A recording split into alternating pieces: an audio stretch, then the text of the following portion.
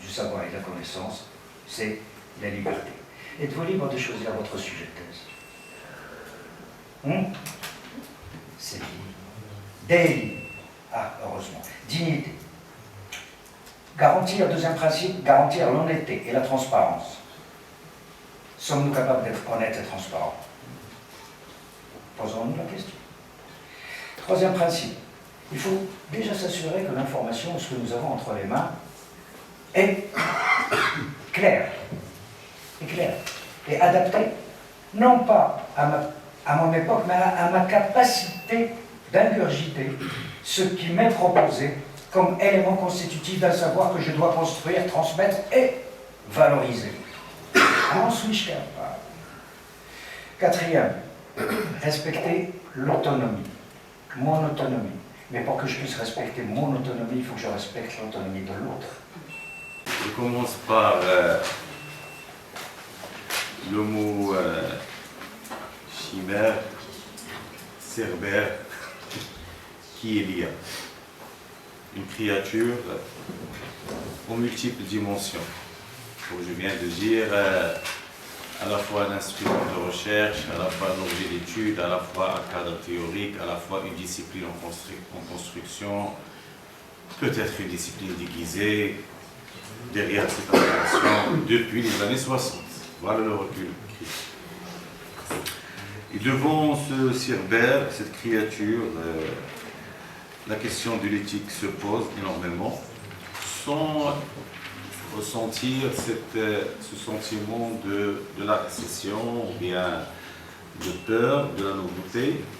Mais je crois que la question de l'éthique va connaître, elle aussi, un éclatement. Un éclatement au niveau de l'éthique de l'objectivité.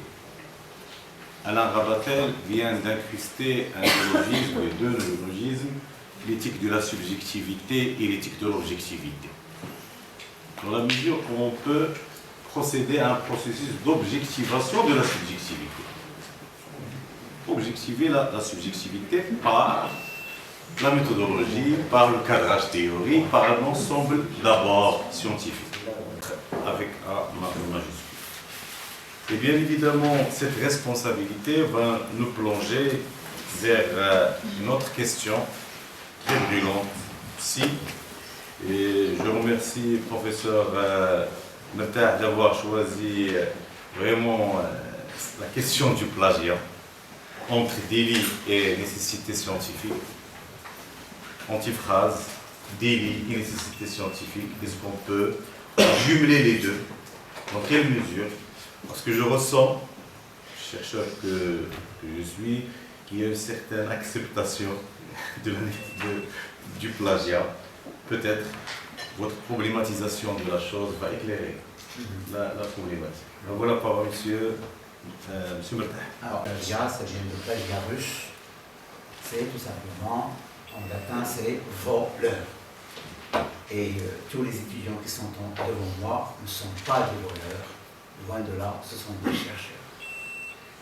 Alors, inutile de revenir à la définition de ce qu'on appelle le plagiat. Tout le monde sait ce que c'est. J'ai en tête une phrase d'un auteur sur lequel j'ai travaillé dans ma thèse. C'est l'autre allemand, Isidore Ducasse, qui dit cette phrase. Le plagiat est nécessaire, l'avenir le prouvera. Et nous sommes devant donc cette chose qu'on va appeler plagiat, ça rend les choses plus faciles. Et c'est très risqué en même temps. Il y a un risque énorme. Parce que de même que la technologie nous apporte cette solution sous forme d'intelligence artificielle, et je n'aime pas ce mot, parce qu'il n'y a pas d'intelligence artificielle, il n'existe pas, il ne saurait exister, il n'y a d'intelligence que humaine. Et comme le disait tout à l'heure mon collègue, c'est que l'IA ne produit absolument rien. Et dans la catégorie donc, de lecteurs, Donc c'est un archilecteur, c'est un archiviste de texte, ni plus ni moins.